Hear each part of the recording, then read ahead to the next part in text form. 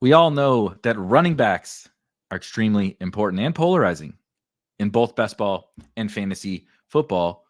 So our good friend Billy Jones did an incredible study looking back at what teams have been doing with their running back rooms in Best Ball Mania on Underdog Fantasy, and specifically what has been working. So we can find our edges with how we put our running back groups together this upcoming year in Best Ball Mania, where the edges lie, where people are going wrong, and everything there in between. Let's do it.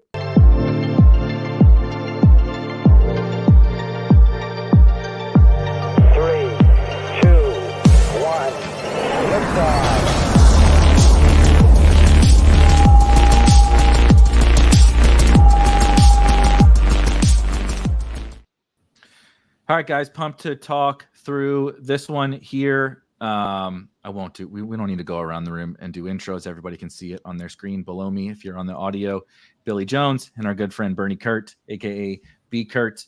Thank you guys for joining me. And of course, most importantly, Billy, thank you for doing this study. I will say, as a full-blown zero running back bro, this was an enlightening study that you put together, dating all the way back to Best Ball Mania 2 and, of course, through last year's Best Ball Mania 4, going through, just how the field is putting running backs together. We talk constantly about things like, should we take X running back over Y receiver at a certain price, and even, a little bit of what you did with how many running backs to draft. But really, it's about how we put those rooms together and how much we spend collectively on those groups. And I know you came away with a ton of awesome takes, like I said, dating all the way back to Best Ball Mania 2. If you want to give just a quick kind of synopsis of what you dug into, the overall findings and what we're going to be looking at here for the next little bit.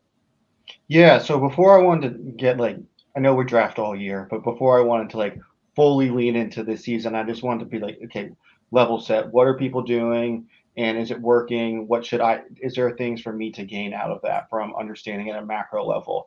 Knowing that there is detail underneath it, but just starting. So what I did, looked at BBM 2, 3, and 4, how running back rooms were built. So how often teams were picking 5 or 6 or 7 running backs, and then also slice that up by draft capital buckets, as we know how you build teams and how much you spend at certain positions matters. So did that over the last 3 years. I like using BBM 2, 3, 4 because BBM one is just was a wild west, right? With it being and small, brand new and pretty small. Yeah. So that's what the premise was, and yeah. Before we really start to dive in, can you just quickly break down the draft capital buckets? Because folks will be seeing that here for just a second, and I know you have 5 different draft capital buckets that you what do we call it? Categorize how people are drafting their running back rooms into those 5 buckets. Yeah. So the concept of draft capital is you think of each pick has a cost, where the first pick may be $100 and the last pick may be 75 cents, and it decreases or diminishes over time. So as you take more early picks, it's going to cost more money on your team, and so on. So each of these buckets is how your collective running backs, how much money you spent on that collection of running backs. Each bucket is 20%, so the tier 5 would be 80% to 100% the max people were spending, whereas tier 1 is the lowest, where people were spending 0 to 20%, and so on. So that's how that is looked at. Okay, Billy. So we have the BBM2 RB draft capital and then the count here, talking about frequency of these teams being drafted. Were there any large takeaways that you had in this, and then kind of running this into the future all the way to BBM4?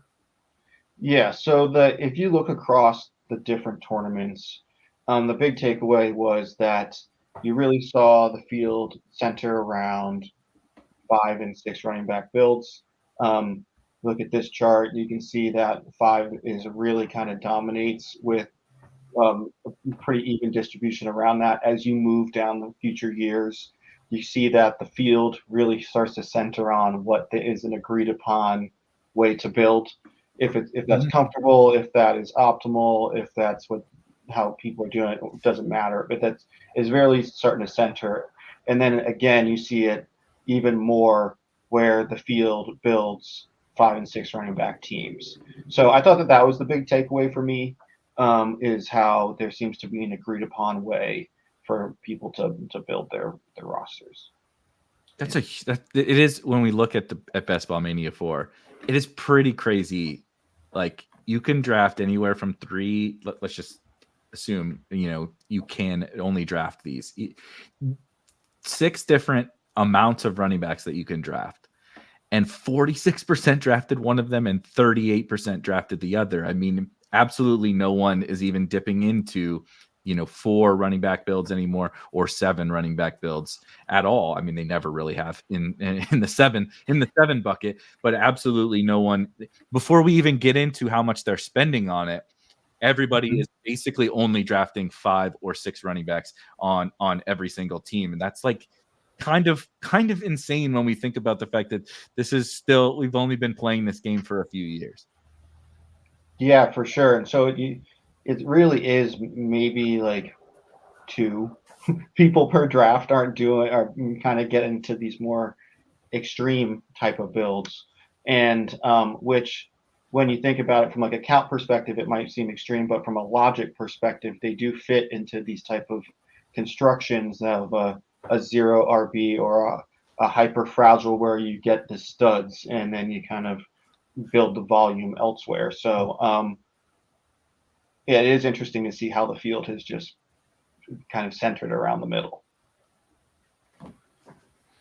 Okay, so this chart here is looking at BBM4. We have our draft capital bucket tiers on the vertical axis, and then we have that same kind of graphic that we just saw in the bar chart form, but we've spread it out to the number of running backs selected across the bottom. And now it's looking at, hey, if somebody drafted 4 running backs, what tier did they categorize those certain 4 within? So what takeaways did you have away from this chart, Billy? I think it is really that, like, so if I were to call what is 0 running back, is that tier 1 or 2 in the bottom right, so 6+. There is still, like, it is not as drafted as one would think. And the more extreme versions are really lowly drafted. And also what this tells me is there is still a proportion of these drafts that make like not a ton of sense. Why is someone in the lowest tier bucket but also drafting only 4 running backs? Like, what is going on there? I guess draft like you're right, but like that's really like you're really good. So yeah, they got the sports almanac. They knew Kyron was coming, and they knew Achan was coming. Like, I don't know how you only took 4 running backs on the lowest draft capital tier, but hey, everybody has their different strengths, I guess, as a drafter. Yeah, and we can see the color gradient on the chart really, centering it on the 5 and the 6, because those have the most frequency of being drafted. But like you're saying, like this tier 1, 3, and 4, like those don't make sense. Your tier 4 and 5, 7 and 8 don't make sense. So even though there are small proportions of the field, like people are still doing some really bad strategies out there. Yeah, for sure. And I'm wondering like how much of that is unintentional or bad drafting or whatever the reason is. It kind of just speaks to the edge that still exists from doing like just good teams. Yeah. Like, how hard are people potentially making out themselves if they're trying to do an extreme strategy? Which I think we do extreme strategies, but we try to do it intelligently. But part of the field's not. Yeah, for sure. And we'll see it when we look at the advance rates. I think there'll be a good way to answer those questions. Here we go. Go for it. Yeah, so from like a chronology perspective, let's go up to BBM2, and then we'll kind of zip through like a little bit of history. So in this tournament, the super elite expensive tier didn't dominate, but you can definitely see a pocket where spending up was helpful. 5 or 6, tier 3 or 4 was in one of the darker colors. But also what it was, where it was like the real hot spot in my mind, the 19% plus was in that bottom right. And I had an interesting quote in here about like that was like, or maybe in the last one, about how that was the dominant spot in this draft, but it kind of got washed away in summary statistics when people looked at this tournament because it was such a low number of people doing it. So it was really interesting to see where there is like the kind of two different ways to have built in this tournament would have been like zero RB really worked, but also kind of spending up worked as well. And the reason that partially worked was because of like the wide receiver costs weren't as crazy, and also maybe just like a little bit of NFL injury luck and who the players were being drafted that year as well. But there's clearly like kind of two little pockets you can see of the optimal.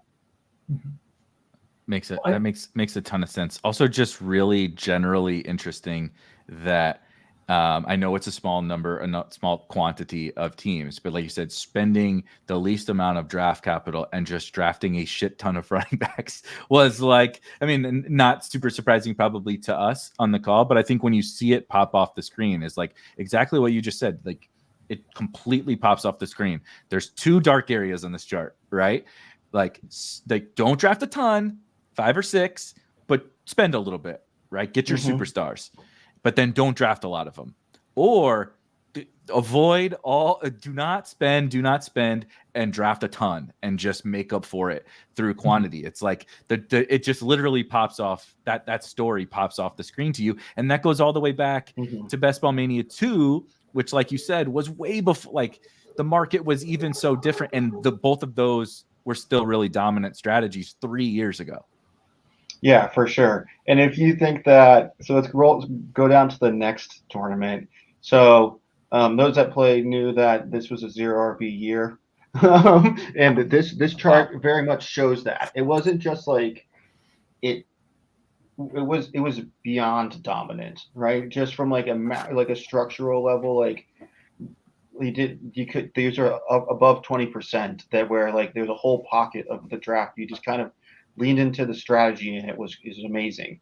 So this was like a Josh Jacobs year, if I remember correctly. Yeah. And there's a couple other players that were awesome, but this was also at the beginning of when the market started to switch, and the receivers got up in price. So it was like this combination of like the market dynamics were pushing more values later in the draft, and there were players that did it. So it was just like, you had this like perfect storm for the zero RB drafters, where if like you could have just 150 zero RB that year, you'd have just been dancing.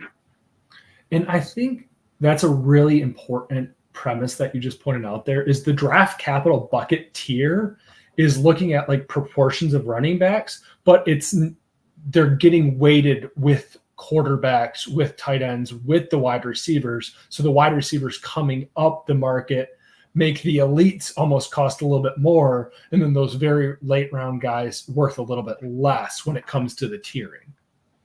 Yeah, that's a good point. The tiers are independent of each year. So like what is tier 1 in BBM 3 is not what would be a tier 1 maybe in BBM 2, based on just like the pick 34 versus pick 34. Like it's not the same. But it is a good point that like it's just like the whole market just like built in this like super zero RB year. But I think that like what you see kind of down in tier 1 and just the general zero RB strength here, but the fact that, so we saw in Best Ball Mania 2, you really kind of needed to spend on the studs or draft a ton, because there wasn't quite the same market dynamics, and there wasn't maybe, right, you mentioned the Josh Jacobs level hit, which was like the best pick in all of fantasy in Best Ball Mania 3. There wasn't quite that context, right? So you could still get some decent wide receivers later, and you had to spend up to get like really high upside running backs, or you just needed to wait out, what we would call the RB dead zone.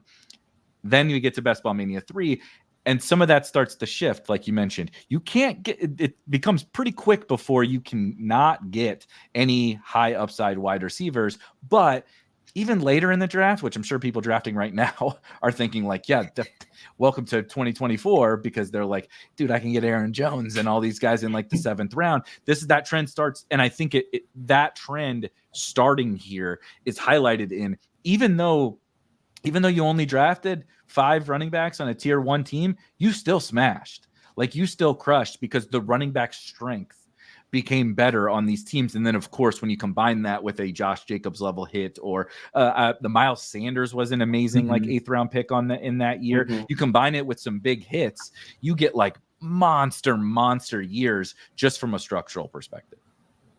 Yeah, for sure. And there's just so many different ways and avenues to have that structure dominate. So now let's go ahead and jump to BBM4. And I thought this was really interesting when I looked at this. It's kind of reverting back to BBM2, but now let's think about the market that we have. The market says elite like running backs are priced even cheaper. So if you can get a couple, they can really separate. And so CMC separated. There was a couple of other guys in the round 3 that were better than a lot of type of picks that you could have had in round 2.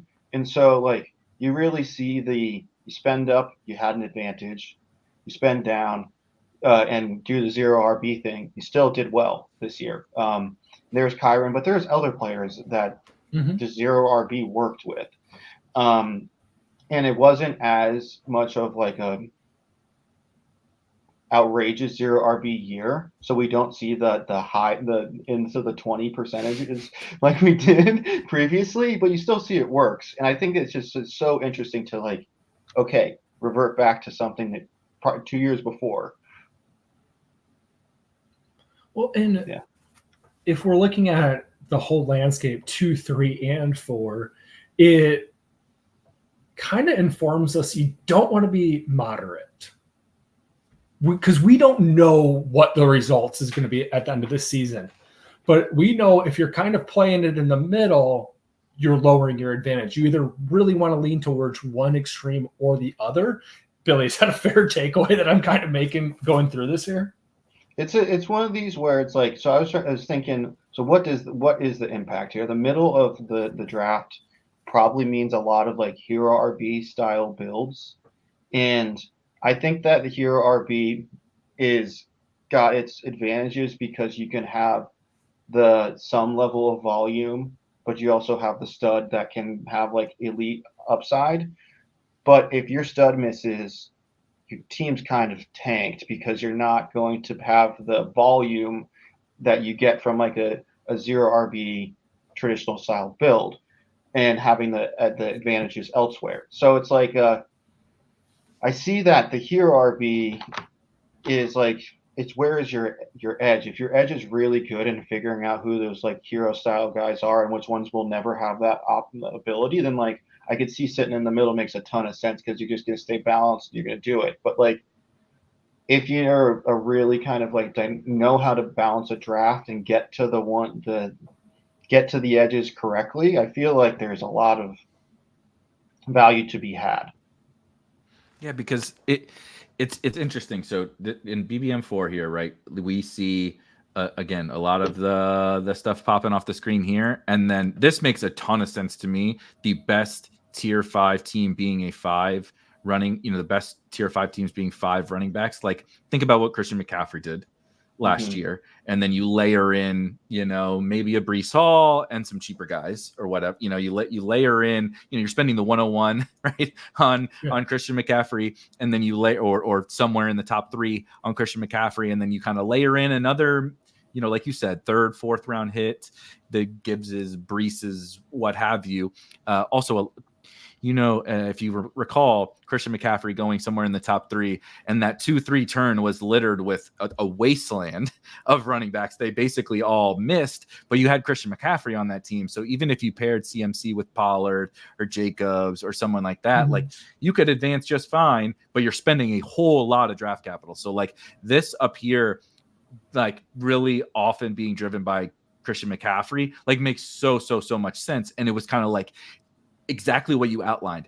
If that hero if you drafted that hero running back and he whiffs, like we get into a bunch of oatmeal in the middle, right? we just get into like, yeah, like you built a balanced team and like the screenshot looked okay afterwards, but really you didn't gain anything, because if you didn't have Christian McCaffrey up here, with maybe another guy sprinkled in there, like you were just building worse versions of this top level, and you were building worse versions of this bottom level down here. And that's like really kind of the story, where even when, to me, I'm curious what you guys think about this, the power of both of kind of that extreme strategy, the extreme I'm spending for my superstars, but I'm not drafting a bunch of them, or I'm not spending at all down here and I'm just kind of letting my volume win it for me, is last year.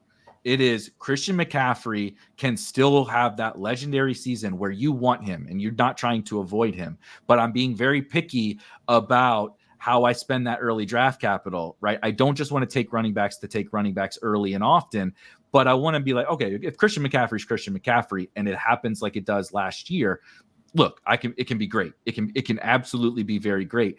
But if it's not, I don't want to live in this oatmeal, right? I don't want to go swimming in oatmeal. Like I want to wait it all out, and I want to come down back here where we keep seeing this bottom right, like really, really perform really well, almost totally agnostic of what happens throughout the course of the year. But we need the Christian McCaffreys or the Breece Halls or whatever to hit. And then this can still be really successful up here. But it's very, it's bipolar. The top is very bipolar, where it's been really sticky down here at the bottom, just to varying degrees based upon how the early running backs do.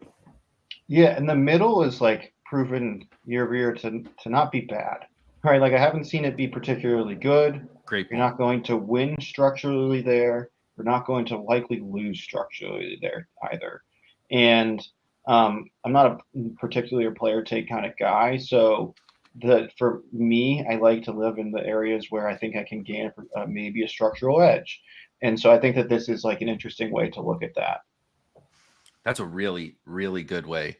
Really good way to put it. If you believe that passionately in, your player takes, particularly an early running back or early running backs, by all means, go for it. So long as you understand this risk that we're talking about here.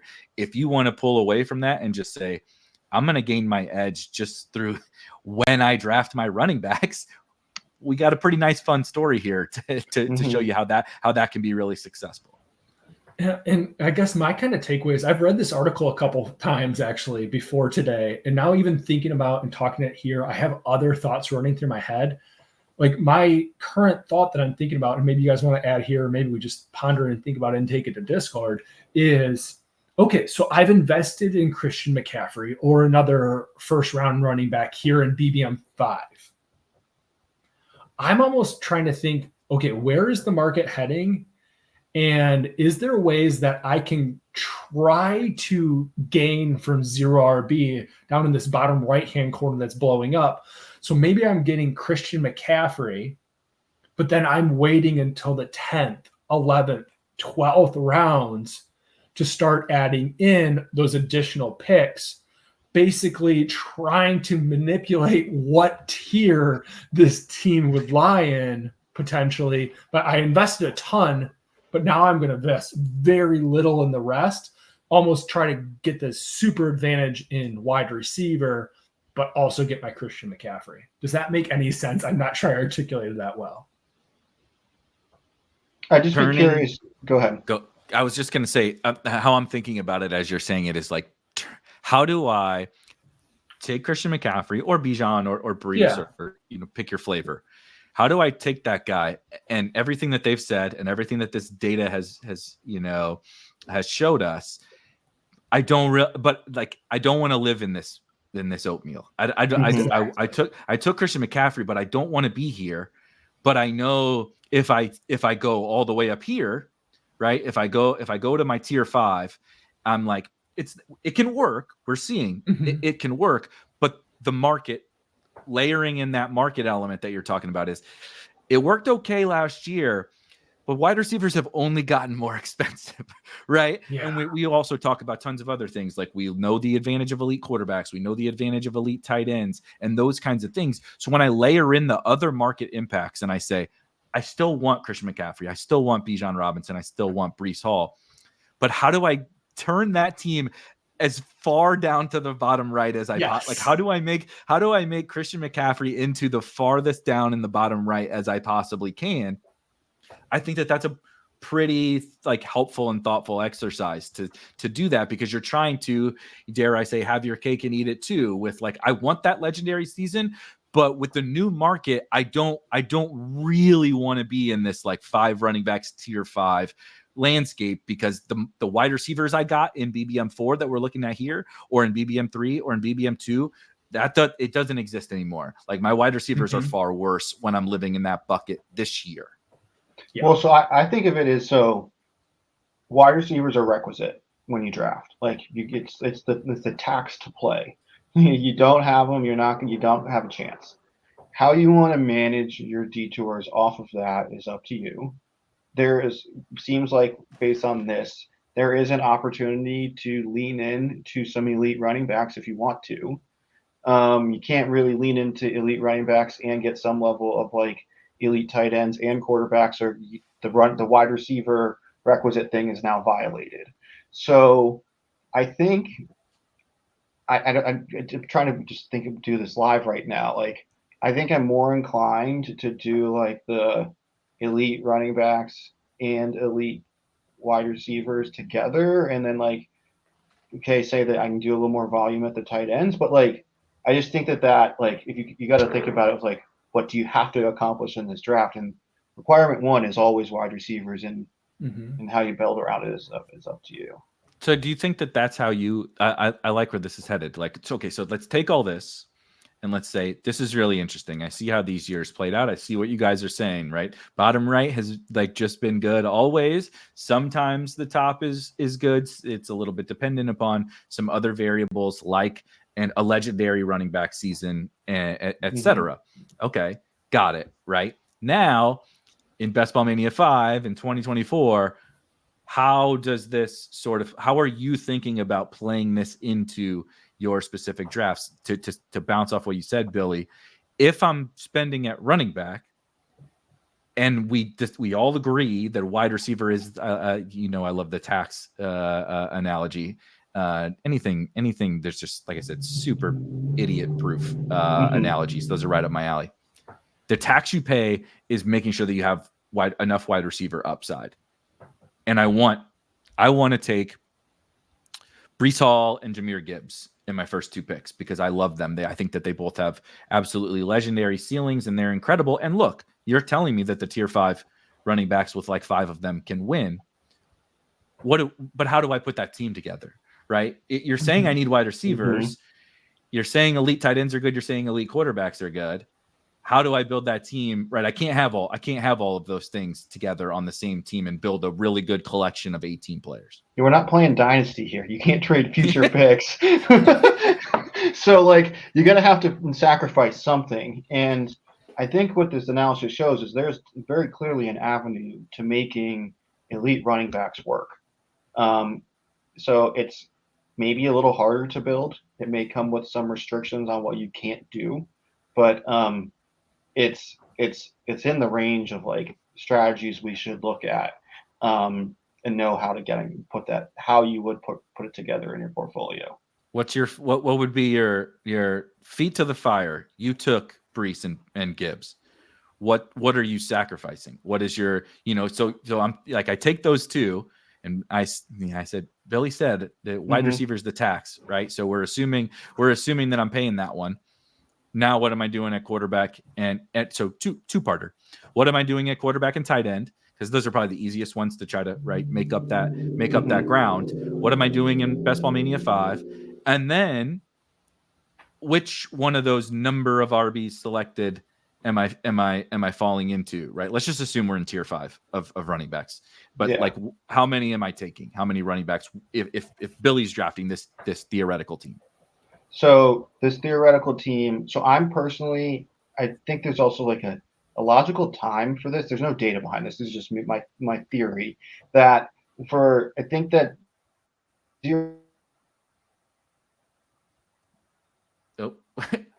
well, we'll continue. Okay. You're okay. Am I You're here? good now. You're good. You're good. You're good. You left. It was a cliffhanger. You left. You said, "I think that," and I was like, "He left the answer." No, but go ahead. You're good. So I think that the 0 RB timing early in the season really hits because there's so much uncertainty. Like wide receiver, there's less helium in a lot of profiles right now than there are running back profiles. Like for there to be able like massive rise. Like, okay, not a perfect example. T. Higgins goes out. How much does Jermaine Burton actually go up? Like he's not going to ascend all the maybe into the 4th round or wherever T. Higgins is. A running backs goes down, can get really close to someone who's above them. So like that level of contingency upside doesn't hit to me as hard. So I'm waiting to do my like more running back heavy until I know some more information about like health, because the players I'm investing in as running backs aren't going to like gain a ton of value, and their value is likely to plummet. So that's my one take. But then I'm probably getting to the 4 or 5. I think that you need to gain volume back elsewhere. So I would never draft a 6 when I'm putting that much early investment in. Would you draft a 6 with just Christian McCaffrey? Yeah, for sure. I think that people overweight how much like capital like is spent in the like, especially in the later rounds. Like after round 12, it's like auction dollars. It's like $2. It's really not that much. So you can there's definitely avenues to doing it. I'd be curious as to where that fell on this matrix, but yeah. I think that kind of sums up a lot of what I'm thinking here is like, if you are going to pay up, you have to do it intelligently. Billy, your point there about waiting to pay up is actually contrary to, I think, almost everybody in the community talks about this historically, because the big talking about, I'm going to wait to do 0 RB until August or September. Like, so that's a really interesting point that I don't think anybody's really thought about, is that running back helium you quoted, and maybe we title this running back helium. And they just have that potential to rise where, oh man, JSN goes out, Tyler Lockett's not screaming up the board. So that's a really interesting thing, which is contrary to the market. Erik, what do you think about that, since it's kind of new in the best ball space? I had to keep my focus and make sure to continue to listen to Billy when he kept on after that, because that went through, and not because I disagree, but because of exactly what you said. I think the popular belief is that, and of course we're recording this in early to mid June, right? So it's kind of fitting for the timing that we're recording this, is I need to, in order to draft a later running back, I need more certainty about what his role is. Is he going to be on the team? Is he the backup? Right? People are very, very concerned about that certainty around role. It is ignoring the element that Billy outlined, this helium, which again, I think Billy has said multiple things I'm stealing moving forward. So I love these phrases, but this helium phrase is so good. And it's also the clearest thing that can happen, which has happened several different off seasons. For anyone that recalls it, best Ball Mania 2 in the charts that we looked at, I believe Cam Akers was the starting running back for the Los Angeles Rams. Tears his Achilles during camp. Darrell Henderson goes from like a 14th round pick to a 4th round pick. And I think in that old landscape, he would have gone higher actually if the tournament hadn't been open and people were skittish about the fact that I had 25% Darrell Henderson when he was going in the 13th round. And they're like, oh no, how am I going to win with 4th round Darrell Henderson? Not like it mattered. He sucked. But that element of helium can happen through injury. It can also just happen through the Kyren Williams example. Apparently it's just draft Rams running backs. Kyren Williams, we're like, oh, he's the backup. And then we're in preseason and we're like, oh no, he's not the backup.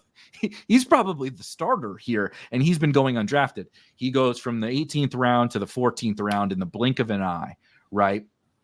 Of course there's uncertainty. you have to risk a lot, the zeros, the dead roster spots. You have to risk things in order to take on the potential for that helium, but it's the only position where that really exists. Wide receivers are so pricey already, they can only move up so much. Like, what are we going to do? Take Christian McCaffrey in the 3rd round? Like, no, like there's only so much that these guys can really fluctuate based on their price. Elite tight end is really the same thing. And the late tight ends can't have really an injury. Like Isaiah Likely, I guess, would be the only example, where something could happen and he could rise so significantly. So it's the one position where right now we can really gain a ton just through that roster construction. We're risking some, but what do you think about, this idea of I need more information to know which running back specifically to select? Because that would be the pushback on the helium thing is, sure, it's possible, but you are risking a lot because you really don't know which late running backs to take. Yeah, well, we're going to play a fair amount of volume if you're watching the show. So I do think that we've missed the window. The whole point of drafting early is like to get these like incredible risers, and they're still going to happen, but like, especially with this modern market, it happens so fast. Like I was like, I remember drafting in week 1 and 2, and it's like every day is a different dynamic market, and it was so fun. But now I'm like, have I reached the stale point of drafting? Maybe I'm just in too many slows. But like, that's usually the problem. More than one. Okay. That's usually the problem. Yes. Everything goes back to I'm in too many slow drafts. That's the problem. Yeah, but like I feel like we've passed the window of like pure mispriced ADP, and it's decent now. There's definitely values to be had, but so like, where can I find some potential values? And it's like some obvious contingencies here versus like the complete misprices that the whole market agreed upon. So I don't know. You said that there's a risk involved, but there's also like we're playing a risk-based game where we need this like outsized hit to work. So like, I don't know. I feel like it's a part of the game that we're playing. Bernie, you got anything else before we tie a bow here? I got now I'm about to go draft a ton of 8 running back teams with my last 8 picks in my BBM drafts. I'm only slightly joking, but I thought that this was awesome, and to be able to see kind of year by year how it changes, but like sort of doesn't, even though, right, it's changing based on some results and some market-based things, which is what Billy broke down. But then it's also like there's still some very clear trends of being like, no, like this structure or these couple of structures are just not better. Better is not the right word, because you can still draft good teams. You just may not get the absolute, nuts in certain structures. And we have a couple of those that have jumped out for 3 years in a row. Like 3 years in a row have jumped out as the, like, you want to have big hits. We got a couple of paths to take. Mm-hmm. Well, and the last thing I'll say is we saw the 0 RB team win the regular season a couple years ago. And now we're taking and looking at 3 years of data, and 0 RB is consistently a high advanced rate strategy. So when I'm thinking about that, it's leading me towards going, are we even thinking about 0 RB correctly? Because I don't think the market is. I think 0 RB is framed as, hey, this is going to get stronger as the year goes on, and this is going to help you mostly in the tournament. None of this analysis even looked at the tournament weeks. It was looking at just advance rate, and it's the premier strategy. So now we're saying it's the premier strategy in the regular season, round 1, if you will. But now round 2, 3, and 4 in your championship, you also have the most volume, and your team is peaking at the right time of the year. And that's nowhere to be found in what we talked about today. That's just like in the back of my mind when I'm looking at this and thinking that the market's thinking about that incorrectly as well. That's a really interesting angle. I like that. Yeah, because you combine kind of the two. Like we have the data that tells us here's what happened during the season, that these teams can just be strong. Period. Right. That's what this data is saying. Here's the strongest teams, basically.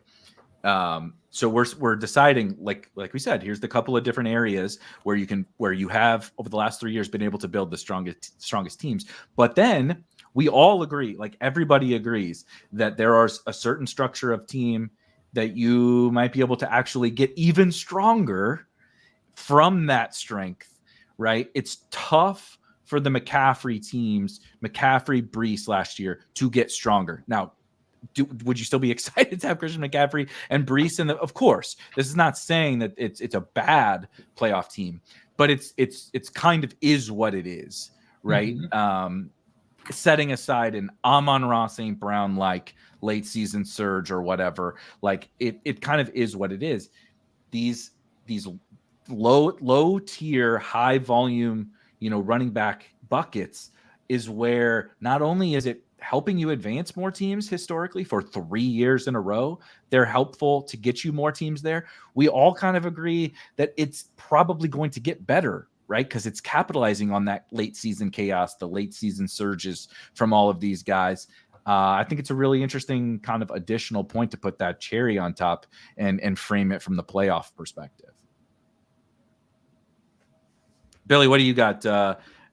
Any final, like if you had to kind of summarize, you can repeat some of the stuff you've already said, but if you had to kind of summarize, you did this study, you went in and you were like, I'm going to look at, how people are putting their running back, what's working amongst running backs. And then you came out and you said, that's the thing that like, I feel strongest about. I'm putting that into my drafts in Best Ball Mania 5. What is kind of that story?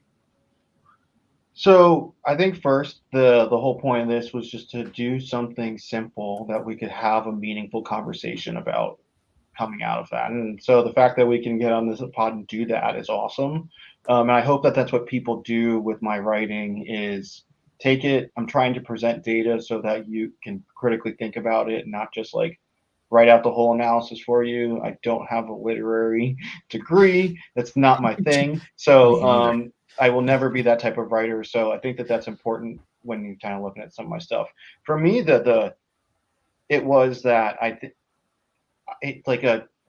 the edges or the extremes, while they have utility. Like I feel like that while the market continues to conform, and maybe it takes smart drafters and intentional drafters that are sharp that are going to those type of drafts. But I'm just like kind of trying to build advantage on the field as much as possible, whether that be by uniqueness or by getting more teams there. And I feel like there's ways to do that with running backs. I can get unique and I can build advantage. So I'm just like, oh, this is really cool. Maybe I found something here. Well, I sure hope so, because what has been so great for me is I was already, obviously anybody that subscribes to this channel or has listened to anything that we've done knows I naturally lean towards some of the things that we talked about here today with zero running back, spending less, draft capital and more volume at the position. But then when you see it so clearly, right, just walking down this and just like it's popping off the screen to you, that what it's actually done for me is really helped me.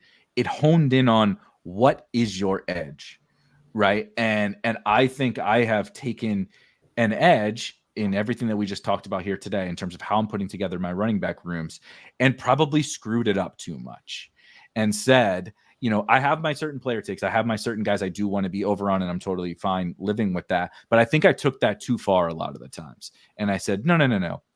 This structure is definitely an edge, but I know better from within there, right? I know which 7 running backs it is on all of my teams, right? I know it's not him, and I know it is him. And really, you can know maybe a little bit, right? Like I think we did a good job around here identifying Kyron last year. We did a good job identifying the Dolphins and stuff. But like there's so much variance outside of maybe a couple takes that you have, that I don't want to make it harder on myself. Like, this thing has showed us to be an edge year after year after year. And I think it's probably an even bigger edge this year, given the wide receiver market landscape. So just take the edge and run with it.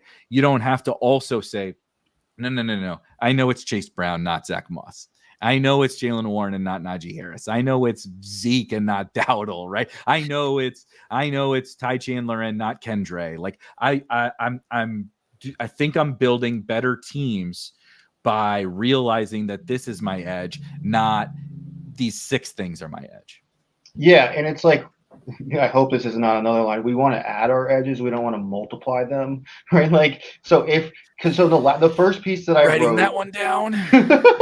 the first piece that I wrote was we looked at like the player exposures within 0 RB, and your expectation for a 0 RB running back's like 20% exposure. So you don't have to do much to get over the field on these guys. Like, great point. You're going to be a player target, and he's in the 0 RB window. Like, get up to 40%, no problem. Like, just because of like how you draft, and it's there, and it's a target. So it's like, what is too much, and like what are the levels that we want to do with that? Knowing that the structures we're going to build will distort our exposures anyways. Awesome point, and I think a great one to leave it on. Make sure and go check out in the description. There's a link to this article. You can go read it for yourself. You can reference it back. It's totally free for everyone. Billy also mentioned he has an article on the site about some of the player combinations and specific players that drafters are doing based on the structure, specifically 0 running back. And we will be doing a follow-up sometime here within I never know exactly when these are going to get posted, but let's call it within the next week after this is posted. We will be doing a very similar conversation as we did today about running backs and how people are drafting running backs, but for wide receivers. So be on the lookout for the wide receiver portion of this conversation here very, very shortly.